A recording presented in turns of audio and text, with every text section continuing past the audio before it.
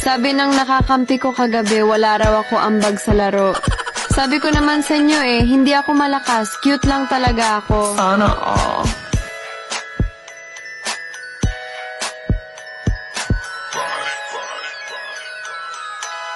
nasaktan ang surat sayang ang mahulog na piluba kami.